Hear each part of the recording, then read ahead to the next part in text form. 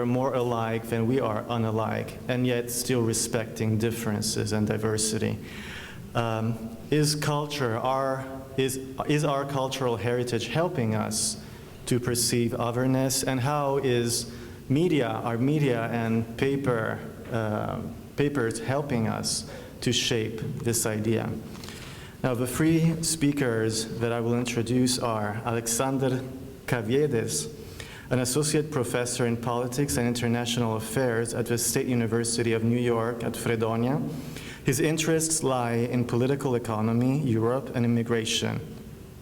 His research centers on European and EU migration policy, particularly labor migration, as well as press discourses over migration. His work on these topics has appeared in journals such as the Journal of European Public Policy, the Journal of Ethnic and Migration Studies, the Journal of Contemporary European Research, and the Boston University Journal of International Law. In 2010, he published Prying Open Fortress Europe, the Turn to Sectoral Labor Migration. And together with Georg Menz, he co-edited Labor Migration in Europe, 2010. The second speaker will be Nino Sottile Zumbo, a civil lawyer with practice in Italy and Spain, MA in Europrogettazione from the University of Venice, Italy. Founder in Brussels of the journal Acque e Terre, has offered courses in Scrittura Creativa in various universities and secondary schools in Sicily. Art critic and senior curator with the Mudima Foundation for Contemporary Art in Milan, Italy. He has published several essays on literature, art, and law. The other speaker will be Douglas Mark Ponton, Associate Professor of English at the Department of Political and Social Sciences, University of Catania. His research interests include political discourse analysis, interactional sociolinguistics, systemic functional linguistics, and most recently, ecolinguistics.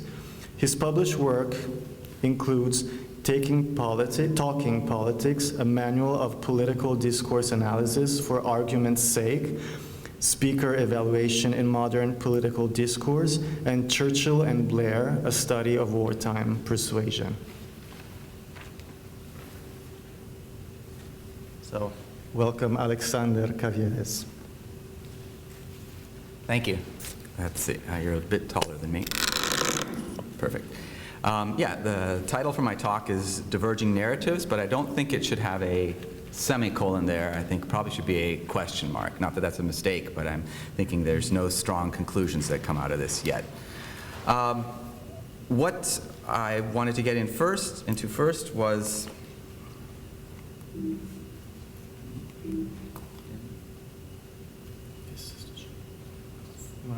go forward. Upside down. Perfect. Why is it important to study the press? Well, the press is seen as having influence through its ability to set an agenda, which is simply, casting a phenomenon or a certain issue in a certain light. This is what Martin was also talking about at the end, right? The ability to frame. How is asylum framed, right? They're very important. So it has this ability to do this. And it has an impact, right? This paper doesn't really get so much into impact, but there are multiple studies have been made showing the impact of the press to affect things like heightening individual levels of anxiety about being the target of a terrorist attack, increasing sensitivity towards race, generating negative views about immigration. All these things can be linked to coverage of these topics in the press. Okay, if it's got this power to do so, how does it do so? And that gets into the concept of framing, right? And there's a very simple definition here, that framing involves emphasizing certain elements of a narrative or account. And Dr. Ponton is going to be talking about that much more specifically, getting into really, the mechanics of how this happens a little bit more at a micro level. So I think I'll let him talk about that more.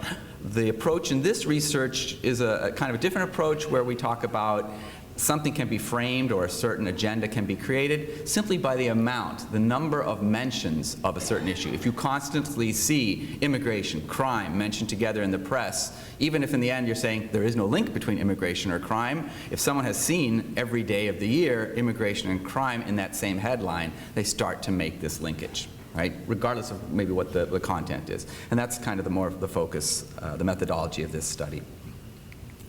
And in this way, you're able to, again, you can portray something positively. You can say immigration is something of great value and people coming, bringing cultural diversity and economic dynamism, or you can also fabricate a sense of crisis around this.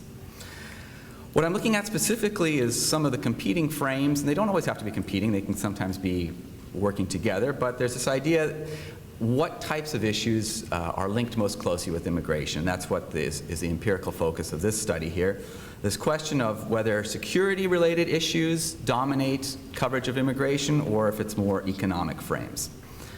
Speaking to economic frames, this was probably the dominant or preeminent framing of migrants and migration in the 1970s, probably back in the 1960s, but wasn't much studied then, 1970s, 1980s, portraying migrants as guest workers, seeing whether they would fit into the economy. Those were the kind of news stories that emerged. This is probably still the primary lens in the UK, Germany, and it's still pretty important in Italy and France.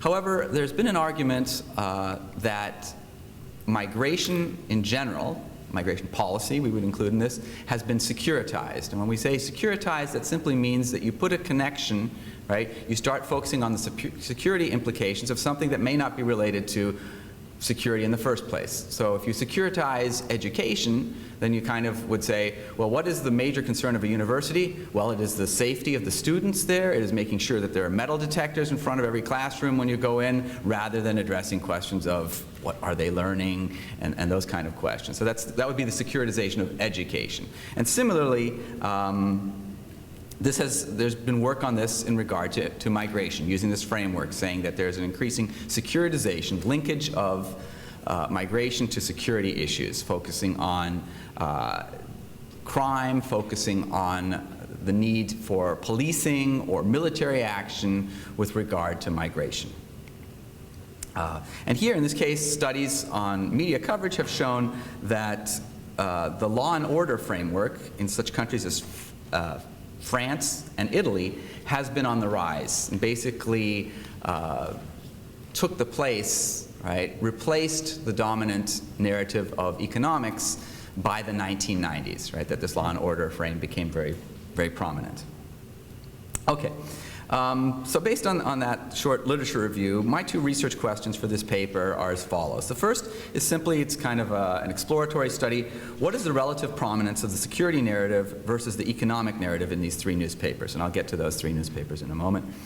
And the second one is kind of more, less just focusing on the numbers, but it's what are the preeminent sub-narratives with each country with respect to security and economics, right? When we're talking about economic issues, are they portrayed positively? Do they focus on the labor market more? When we talk about security, does it focus more on crime, or does it focus more on physical threat? So those are the questions that we'll be looking at. So my research design simply involves comparing newspaper coverage in three countries, France, the UK, and the US, and I really did this for this conference. My research project is focused almost entirely on Europe, so I'd never done any research on the United States yet, so I've just started having people do some coding for me on a US newspaper, the New York Times. But seeing that this conference really is trying to bring together studies on the United States and on Europe, I thought it'd be neat to do a bit of a comparison here. So I'm looking at the leading progressive newspaper in each country. So for France, we have Le Monde, we have The Guardian in the UK, and we have the New York Times in the United States. Over this period of time, it's a short period of time, because again, I've got more data on the European countries, but for the United States so far, only 2 years on the New York Times. It's about 900 articles from an initial body of, let's say, 1,500 articles that were generated by utilizing the LexisNexis online database with a search, which I can get into more, which used the word either immigration or migrants, obviously in each language, in the title, together with the title or the name of the country. The coding is done the coding of these immigration-related stories, which are coded along 15 variables. We'll only be focusing on 5, by a team of students who are proficient in the relevant language. I've also got students coding Spanish newspapers and Italian newspapers, but I need more help on that. But this one here is just focusing on the French and English language newspapers. Okay, so let's jump straight into it with a chart. Now, I've got this chart twice here.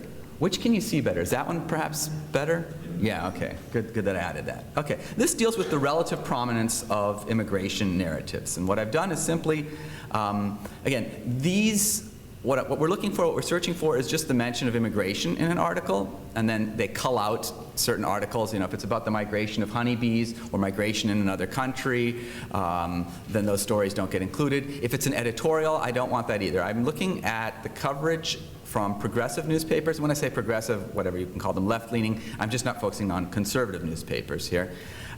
Their coverage of immigration and what are the most common issues that are mentioned in each story. And that would mean that one single article could maybe be coded for 7 variables. It may make an economics argument, it may focus on the labor market, but it may also focus on asylum, it may focus on crime. So it can be multiple different things. It's not just like that one story is about one thing only. And that also reduces the qualitative assessment that's being made, right? So it's not a question of what is the dominant point that an article is making. That's not what we're looking at here, but simply whether something is mentioned. And again, this is maybe a simpler argument than Professor Ponton will be making.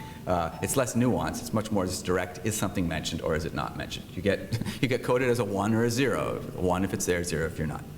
Okay, so let's look at this rather quickly. It's 5 different variables, but I consider crime and physical threat to be part of the security narrative. And again, if in one article it has either physical threat or crime, then it would be coded as security. So that's why if you look there, 7 and 18, actually they do add up to 25%. But let's say in other cases, say like labor market and costs for Le Monde, 7% and 14% doesn't add up to 18%. Certainly doesn't, because they could both be mentioned, right? They could both be mentioned. Okay. So what we have here at first, if we're looking at this, is for the security, right? First, for the security narrative, we saw it most prominently in the United States, in the New York Times, and I'll get to that in a moment, what I think is going on there.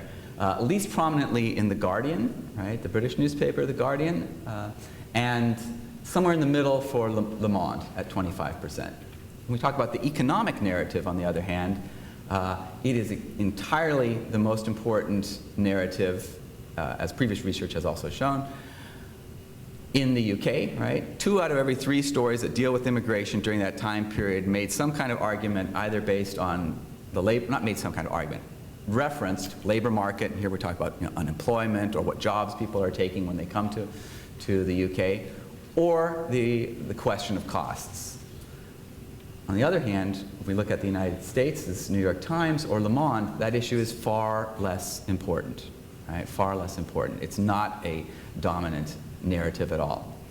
And while I'm not focusing on it in this particular paper here, because I've got so many variables, I just want to show you, to give you a sense of context. Well, what other kinds of issues are generally reported frequently in the press? Integration, and here we're talking about immigrant integration. How commonly is that mentioned? Well, in Le Monde, almost 1 out of every 3 stories dealt with some aspect of that, and they're just simply coding on the idea of stories that mention how well immigrants fit in culturally, as opposed, or don't fit in. So we have that 31% in Le Monde, only 20% in The Guardian, and in the New York Times, almost no mention of it at all. And we'll get to that in the conclusion as well. But that's basically the data. What I want to do now, right, is try to go over the 3 individual newspapers, which are representative, hopefully, for their countries.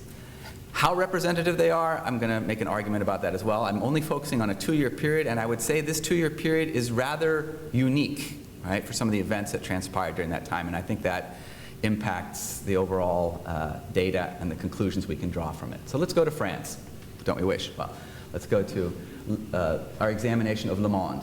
Here, again, 18% of the articles reference economic issues. And they don't really focus much on cost. Cost is a minor issue, and when it gets raised, it's usually when they're covering a politician, like perhaps Marine Le Pen, who's making an argument about it costs an awful lot of money to provide accommodations for refugee seekers. But frankly, that's not really the platform of National Front as well. It's much more of a cultural one, and we see that here, right? It's not mentioned that much. The labor market is more important, and what we actually see here, although it's mentioned, this discussion of the labor market, it's usually a fairly positive narrative. It's usually trying to relay information to the reader of the value of bringing in migrants because they can serve to fill gaps of labor shortages or skills shortages that exist in France.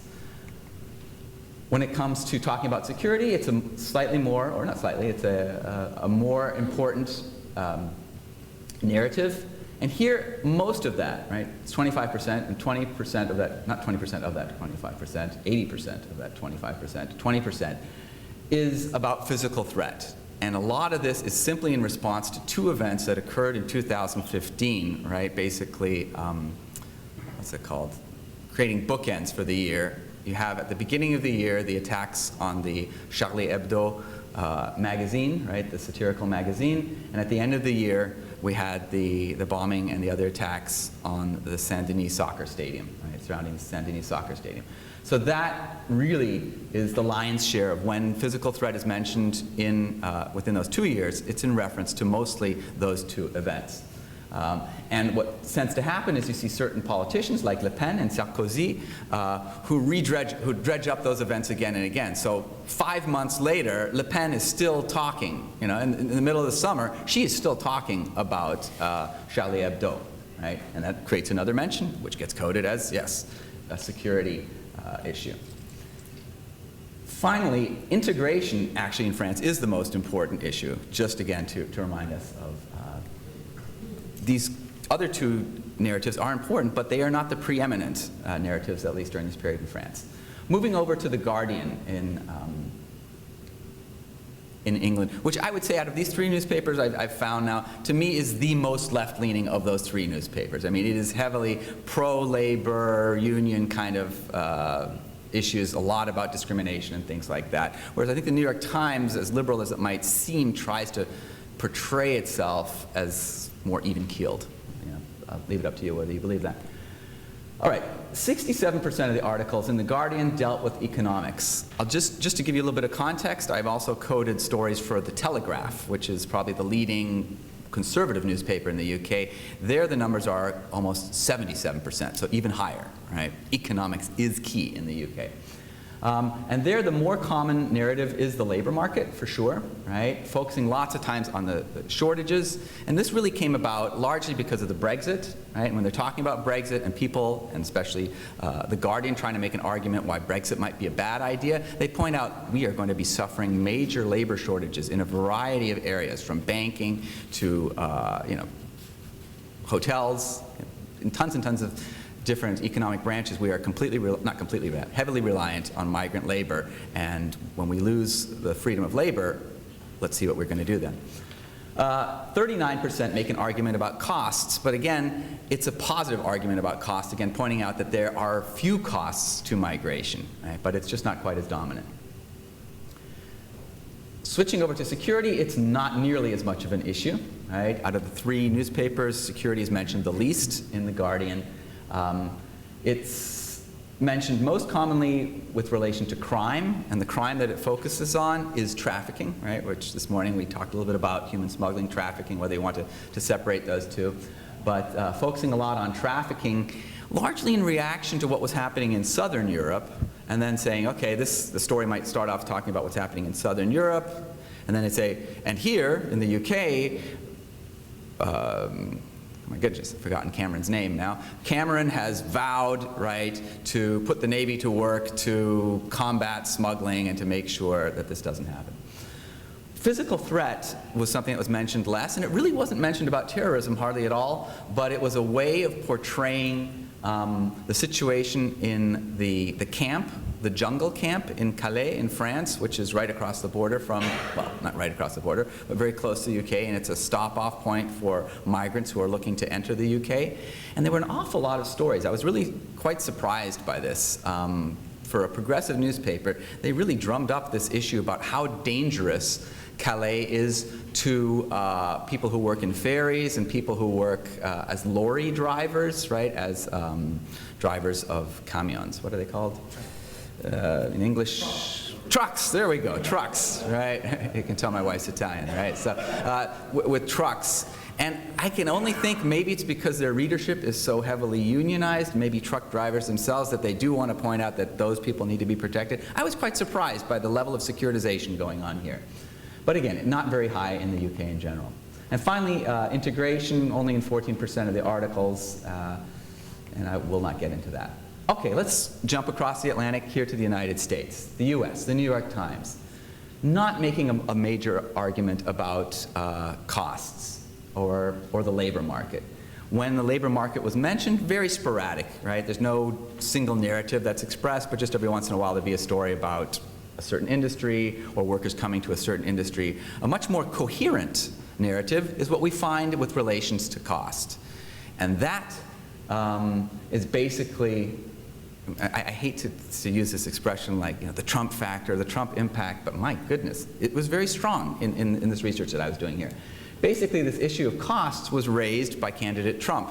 Again, I'm looking at 2015 and 2016, who raised the issue of costs. And in fact, this whole discussion of the wall, right, anytime that was being discussed, was also going to be coded as costs, right? Not a cost of immigration now, but a future cost of immigration would be that we would be, well, no, we wouldn't be, right? The Mexicans would be paying for this wall. Whatever the case was, costs figured somewhat heavily, but entirely, I would say entirely driven by his rhetoric.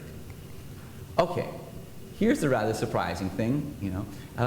The highest degree of security mention is in the New York Times, and it's also the most mentioned issue of the three, right? 33% of the articles involved security issues. And again, what do we have to thank for this? Partially, again, it's candidate Trump, right? And it's his comments about Mexicans being criminals and rapists, which was brought up again and again and again, not just during that week when he mentioned that, but was returned to again and again. And every time that was mentioned, that gets coded, right? Because it throws it in front of the eyes of the readers, this connection between crime or physical threat. But the other thing that really, I think, drove this was the attacks in San Bernardino, of course, but also the Paris attacks. And what I have to say is, when I was looking at the coverage and comparing the coverage between these three newspapers, I would have to say that the New York Times is the most cosmopolitan focused of the three, in the sense that it serves as a gateway for Americans to understand the rest of the world in a way that The Guardian or Le Monde doesn't feel like it has to interpret the rest of the world for its readers. The New York Times really focuses on global issues a lot, putting it then always, you know, simply, the French attacks themselves would not be coded. It would have to then, the story would have to also be linked to the United States to be coded in the first place. But they try to draw these not parallels, but lines between the two. And that really drove the high degree of physical threat being mentioned. Crime, hardly mentioned at all, except, again, with this comment by Trump, which fueled, right, because it uses the word criminals in it, fueled a lot of coverage there. So, in conclusion, right, and integration being a non-issue, if I had to summarize this, offer some preliminary findings, they are, first of all, when it comes to economics, in the UK, yes, a primary issue, a primary concern, but far less important in the US and France. Second, security is the primary issue in the United States, but it's also more prominent in France and far less prominent in the UK. And again, this is one of the problems about doing a study that is only based on 2 years. I think these 2 years are rather unique. And again, this is not something I focused on large term with the United States, but if I can get other students to code these stories as well and develop, let's say, 10 or 15 years of coverage of the New York Times, we'll be able to look back and see whether the New York Times was always this security fixated or whether events in those 2 years really fueled this. And finally, again, just in terms of comparison, integration is a concern in Europe, but it is hardly raised in the US. And I am open to your questions later. Thank you.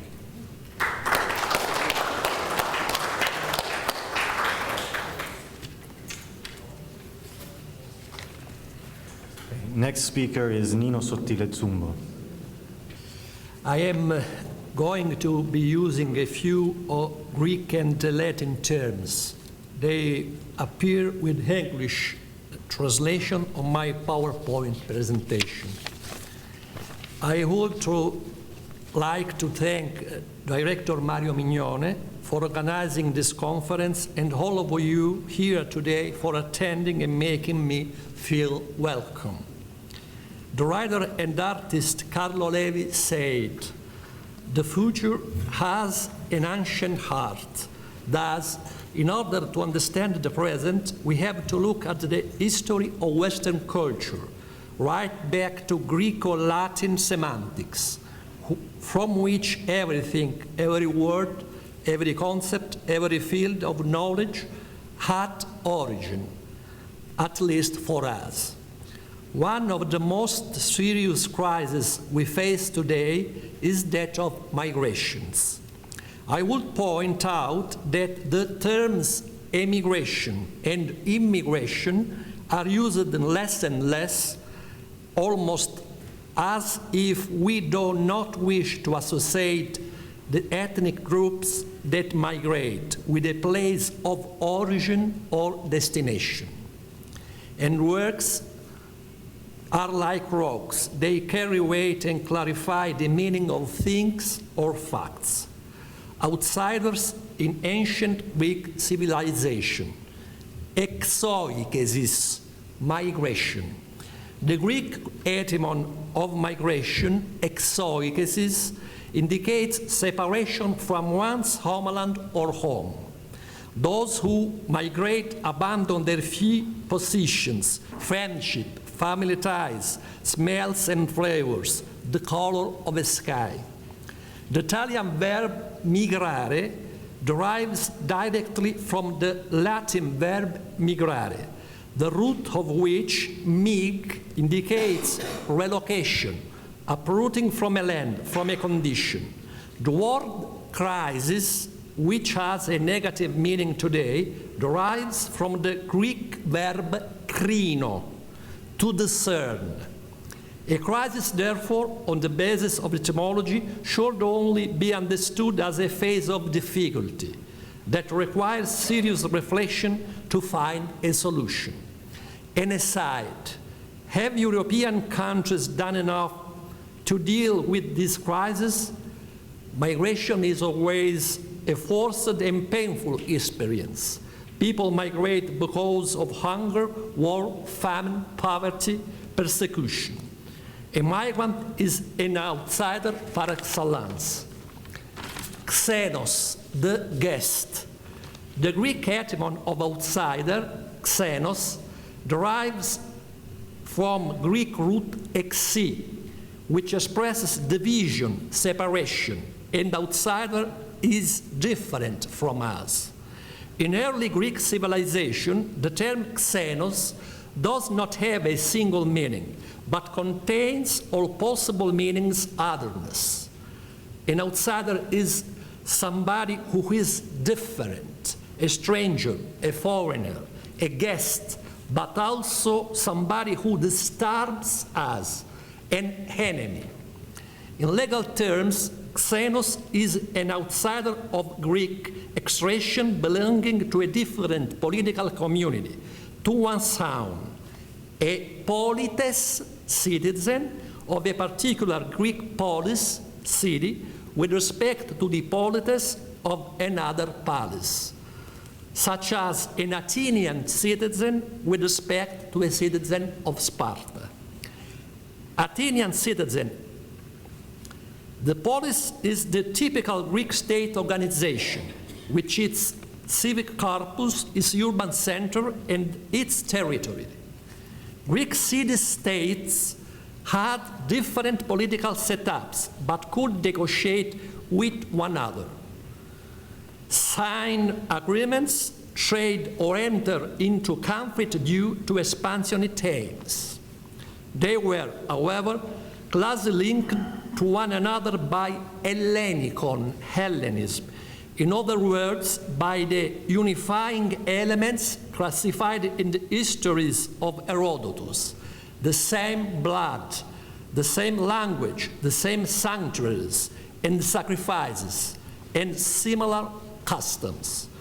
When conflict broke out, it was among the peers who recognized the same values and had to respect the same rules, guaranteed by the goods they had in common. Generally, the aim of warring parties was not to destroy their adversaries, but to enforce their superiority. Another aside, have the European nations who inherited Greek Hellenism learned any lessons from their ancestors in their long history of conflict and greed for power? Anyway, let's get back to ancient Greek. Consequently, Hellenism favored the meaning of xenos as guest, and the laws of xenia, hospitality, were consolidated. In Euripides' Hecuba, being hostile towards outsider, ektoxenos, is considered nefarious and a mentionable crime, beyond and stupor, blasphemous, intolerable. In the tragedy, the term xenos has a double meaning. It refers to both the host and the guest, who enjoy a close relationship.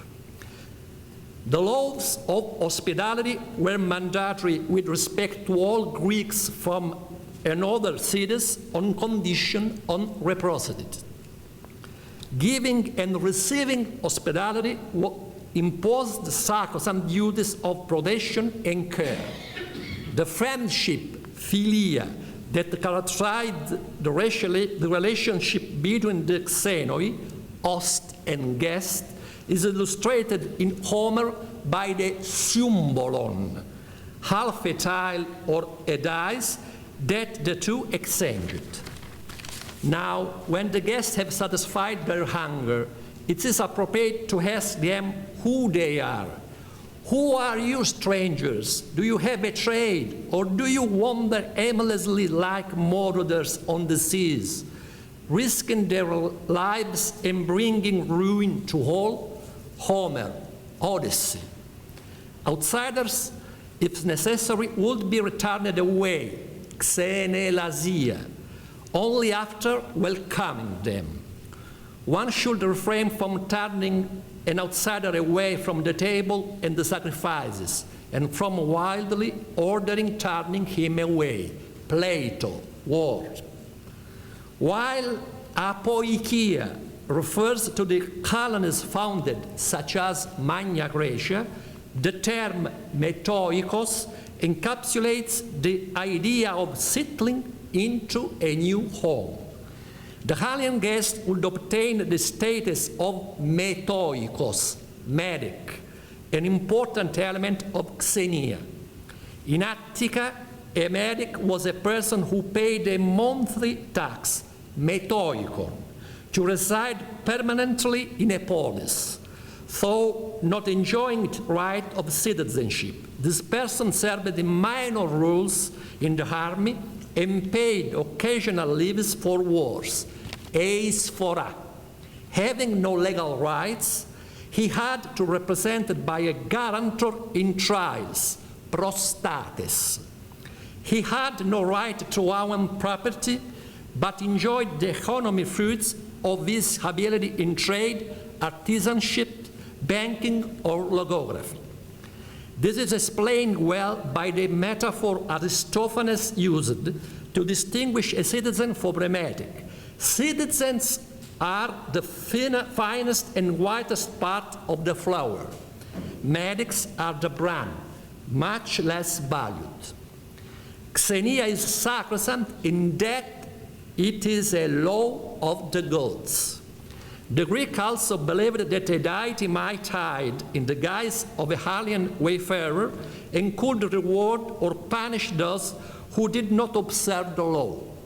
Third aside, we cannot forget that in Christian literature, which reached its peak in Europe, used the outsider as a subject through which the absolute bursts into the story and elevates it especially the passage in the Gospel according to St. Matthew. He that receiveth you receiveth me, and he that receiveth me receiveth him that sent me. The Greek word, however, a word that hospitality is problematic. Hospitality as philia, friendship, creates ties while maintaining distances and differences. Just as he who has too many friends has none, he who has too many guests satisfies none. In synthesis, this is what Aristotle laconically sustains in Nicomachean Ethics, and Isocrates in Plataico writes, with raw realism, the ruin of the community life encouraged each of us to nurture only egoistic hopes. Barbaros, the barbarian, the figure of the Xenos who received the reciprocal hospitality enjoyed among Greek cities, contrasted with the barbaros. The root of this word, bar, is onomatopoeic, bar, underlining the strange-sounding language of foreign peoples, perceived by the Greeks as an incomprehensible stuttering. Barbarians are doubly outsider. Their form of politics and government is nothing like the Greek polis, and they do not have any share with the Greek the distinctive elements of the Hellenicon: blood, language, religions, customs. Thus, they are inferior, uncouth, cruel, deviant. According to Greek ethnocentricity, meaning absolute superiority of all others, a barbaros was a monster, a biologically different species in contrast to man as a social being.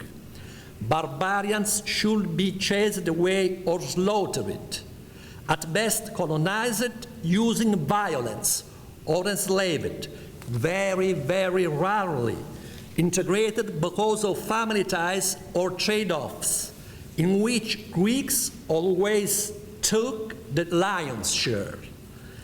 Besides, barbarians are slaves by nature. Prevailing over the barbarians were such the Hellenes, wrote Aristotle in Politics.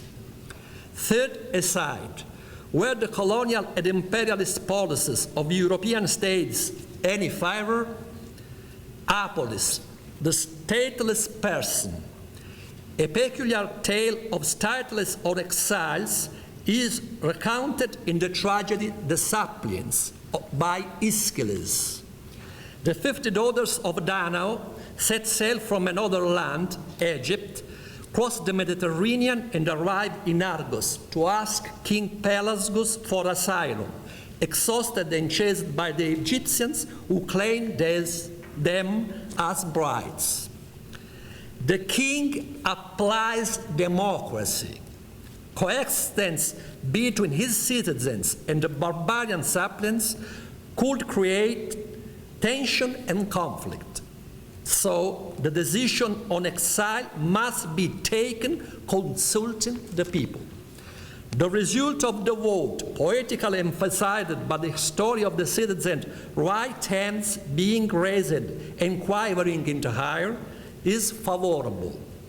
However, Pelasgus reminds us there is no solution without pain.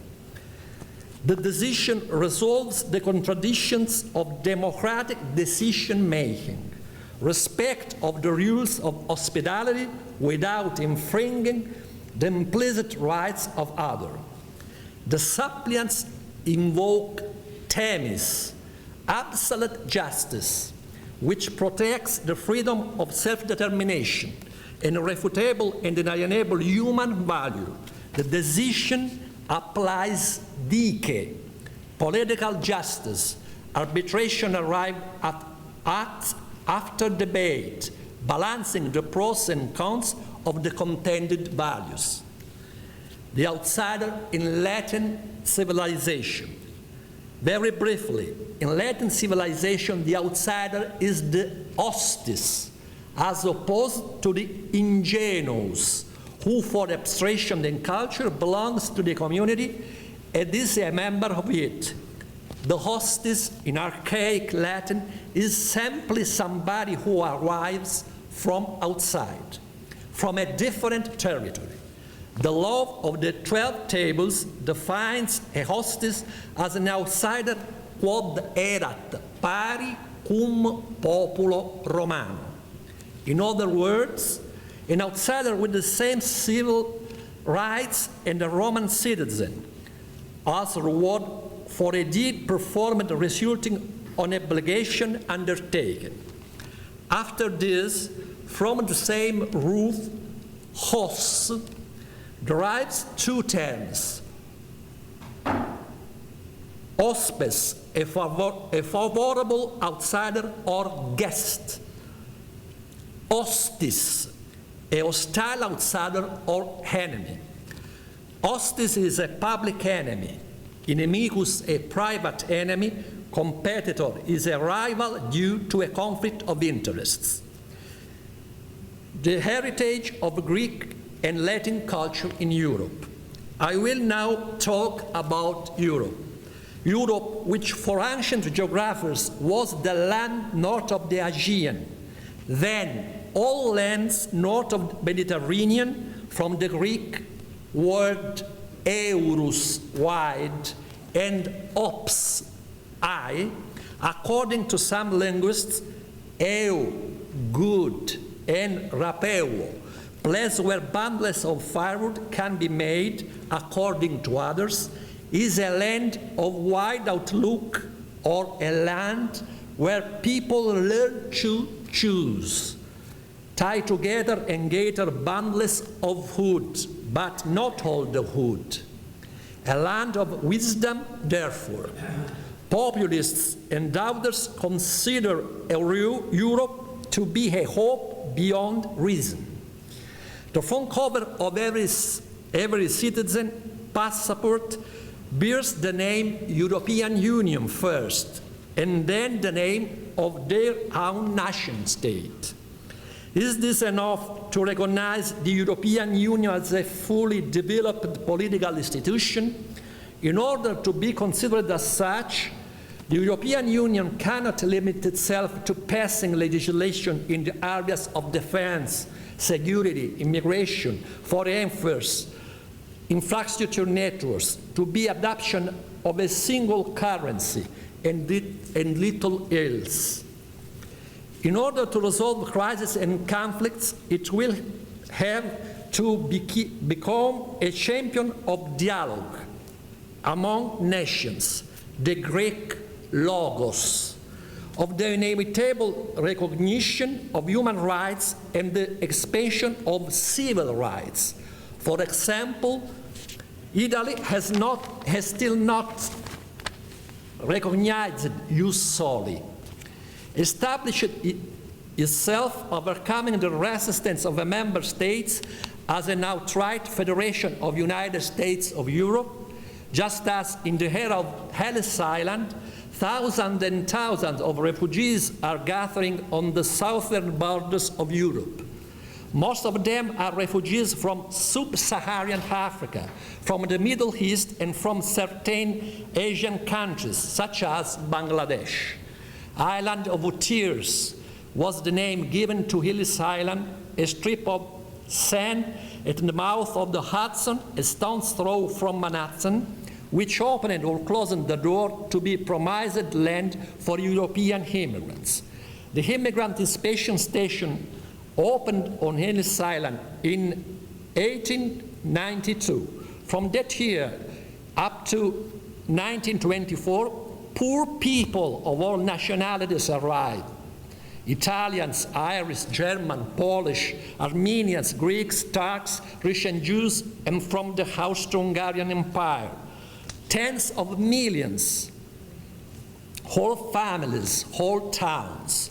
After a medical inspection for diagnosis of disease, tuberculosis, heart disease, hernias, trachoma, or handicaps, in vaccination and disinfestation, they were let in.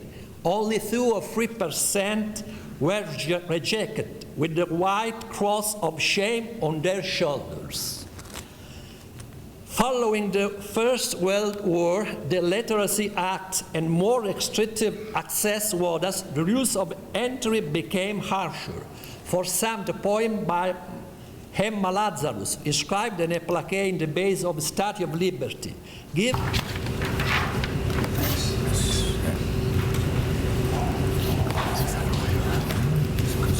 Okay, good afternoon. Thank you. First of all, thank you, Mario. Can you hear me? Yeah. Up. Yes? Is that okay? Can you hear me? Shall I raise my voice a bit? Yeah. Thank you, Mario, for having me at this conference, a very rich conference, which has been very interesting so far. I'm sure it will continue. I'm here as part of a double act, but my partner is not here. My partner is Professor Peter Mantello from Ritsumeikan Asian Pacific University. He's a media studies person. I'm a linguist, so we're working together on this project, but he couldn't be with us today. So that means that the methodological part of my talk is going to be more limited to the linguistic part of the paper. This is the roadmap, but I'm going to just talk very, very briefly about the socio-political context, some data which I hope that the film will run, the video will run, otherwise my talk's going to be very short. So I'm talking about the representation on Fox News, an interview with Nigel Farage and Douglas Murray, a neocon writer, following the Barcelona terror attacks in August. And how topical this talk was brought home to me by the circumstances a couple of days ago in New York City. Very, very similar attack pattern. As you probably remember, on 13th of August 2017, 14 people were killed in these attacks in Spain, in Barcelona, 13 on the Ramblas, and 1 in Cambrils, a town further south. This case study is a case study which explores the features of which we've been looking at, which certainly in Alex's talk and other talks that I've heard so far, the representation patterns in media of this kind of event. By contrast with Alex's talk, which I commend because he was looking at this representation patterns in progressive and left-wing media circles, which is a project which Peter and I have in mind to do. We're actually looking at it in right-wing, in right-wing rhetoric. So we might be thought to be offering a truism, but the truism that we're exploring is this connection, which has by now become a commonplace between immigrant equals Muslim equals terrorist. This is what we're exploring. And Nigel Farage, of course, I think is a character you will know. He's the ex-leader of UKIP. And this is a case in point, a classic example of the kind of thing we're talking about. This is the famous Breaking Point poster where a week before the vote on Brexit, this particular poster came out, claiming that the EU has failed because immigration levels are now beyond all control. If you look at this particular poster, you'll see that there's the semiotically there's this kind of attempt to also the figures chosen are not casual. This is what I'm saying. There's an attempt here to insinuate that there is a connection between immigrant Muslim and terrorist, because many of the figures in the picture, if you look at them closely, have stereotypically Islamic features. They have these beards, they have head scarves, a lot of them, and so on. And so this is one instance in right-wing rhetoric. This is a document produced by a Council of Europe sponsored study on the representation of immigration conducted over the in the recent period, yes, in the recent years. You can see it says on the front, Council of Europe report, media coverage of the refugee crisis, cross-European perspective. They explored representation patterns across media in different European countries. But interestingly, what we find on the frontispiece is this disclaimer. So they say that the opinions expressed in this document are personal and do not engage the responsibility of the Council of Europe. So on the one hand, they're proposing a study, they're funding a study, and on the other, they're taking away any kind of binding that might follow on what they found. So what were the findings? Well, they found that narratives of solidarity peaked in 2015 when there was the photo of the drowned Syrian toddler on the beach in Greece. I remember at this period I was listening a lot to the BBC and watching BBC media, television, listening also to phone-in programs like Any Questions, Any Answers. And there were a lot of British people who would telephone at this period, and they would say, we're happy to take Syrian refugees into our family. It was quite an amazing outpouring of sympathy and solidarity. But as the report goes on to make clear, very shortly after that there was the Paris attacks, and this discourse of solidarity was immediately changed into one of fear and securitization, as Alex was exploring also. And that has been the case ever since, as we've heard also this morning.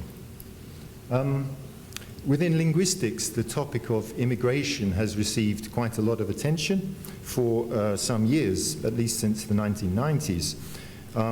There was a groundbreaking study in 2008 with Baker et al., which also included Professor Ruth Wodak, who I think is known beyond linguistics. She's one of the key figures in this kind of critical discourse study. And they explored representation patterns across the four terms. I'll do my best to speak louder. Is that okay? I have to stand. Okay, so I have to pee if I do this. Okay.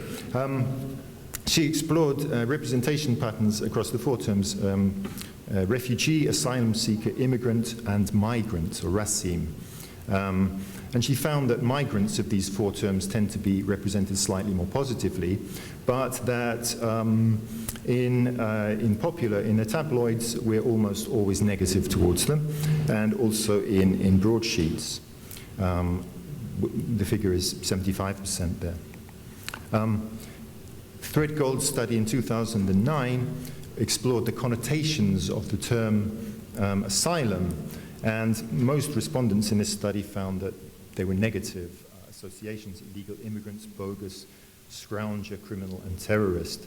And he also interviewed members of ethnic and religious communities, and the leaders confirmed this idea that they were negative, that they were seen negatively. They were associated with acts of crime and terrorism. So in a way, Professor Mantello and myself feel that we need to add a fifth term to this list of possible representational strategies. We have refugee, migrant, asylum seeker, and so on. And we need to think in terms of terrorist also. Well, us and them is, I think, a concept, an analytical construct, which is not confined to linguistics.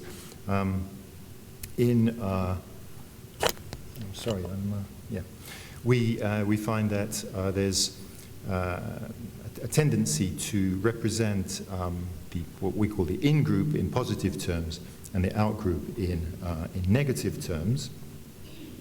In the case of immigrants, we have metaphors for. Sorry, I'm feeling rather uncomfortable because I'm sort of. It's not possible to extend this thing a bit. I think it can. No, I think it's maximum. Should maybe just speak loud. Okay. Maybe I can hold it. It's taped. I don't know what's going to happen if we untape it. Okay. Never mind. Maybe if I just kind of shrink a bit. It's taped. I don't know why, but it's taped. I don't know what happens if we untape it. I'm sorry. Okay, this is the perils of being tall.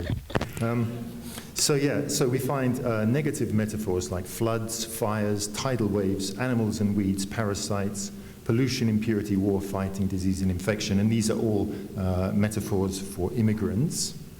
And Van Dyck, who's another expert student in this area, explains that the purpose of these descriptions is to dehumanize immigrants, to influence attitudes towards them. What happens basically is that the negative association of the specific metaphor, in the case of parasites, this will be that they live off us, become activated in readers' or listeners' or viewers' minds. My particular methodology, the linguistic study that I'm working from, is that Van Leuven, 1996, who provides a taxonomy of representational strategies for social actors. I won't go into the whole thing. I'll just indicate the more relevant categories, which are individualization, when we think of social actors as individuals, or collectivization, aggregation, when we think of them as a group. They can also be defined in terms of what they do, which he calls functionalization, or what they are, identification. And these, in Van Leuven's idea, they're important distinctions. I'll try and explain this briefly. So if we look at this example, we have a representation from some years ago. Saeed Rishwan Farouk and Tashfeen Malik opened fire at the Inland Regional Center, etc., etc. And this is Van Leuven's category of nomination. So we find that the attackers are nominated. We know their names. We're told who they are. And the effect of this is to stress who they are and not what they do. So we might be, a reader might be confronted with this particular text, might be tempted to start asking himself or herself questions about these people. Who are they? How long have they been living in America? Why did they do this? Etc., etc.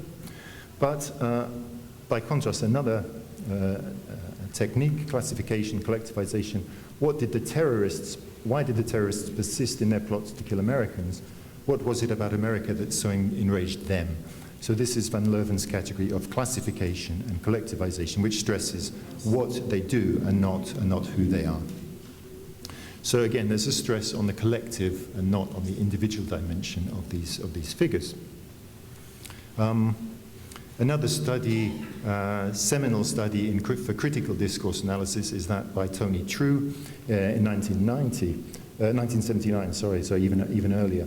Yeah, he was looking at riots in South Africa, and he found that there are differences, significant differences between police shoot demonstrators or demonstrators shot by police. Which group do we nominate first?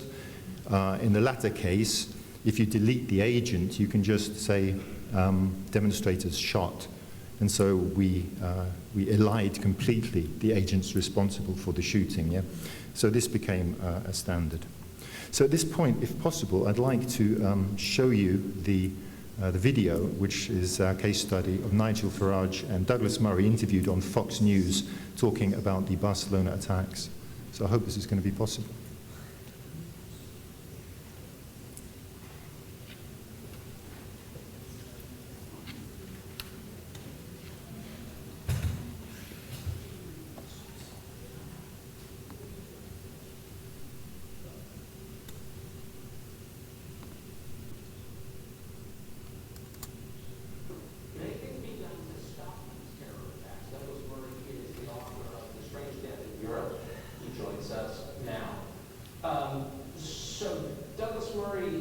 Spain has about 4% Muslim population that's doubled fairly recently thanks to immigration into that country. Do you see a connection between immigration patterns and attacks like this? Yeah, I do. I was actually on your show this last week in your absence and was talking about this amazing footage of people, dozens of people, getting off a boat and just running onto a Spanish beach. This was dozens of people from sub-Saharan Africa who just went into Spain. They just walked up the beach and then ran. They haven't got them. They don't know what the people believe. They haven't got come from. Nobody wants to make a connection between that and the tragic events which we see happening now commonly across Europe. I wonder why that is. The connection is so obvious. I mean, if your population changes, your society's going to change for good and bad, probably, but this is more the downside. Why can't the leaders of almost any country in Western Europe draw that obvious connection? I think it's because they have invested so much in this that they can't possibly deal with what are the obvious consequences of their own actions. You know, if I was a politician and I had an immigration policy that meant that there were basically no borders around my country, I think I would be very, very reluctant to admit that I had any responsibility for that. And that's what these politicians are doing. They don't have the guts to just have proper borders. And what we're seeing now, the mayhem of the immigration system in Europe, the mayhem of illegal immigration in Europe, and now the mayhem of routine terror attacks,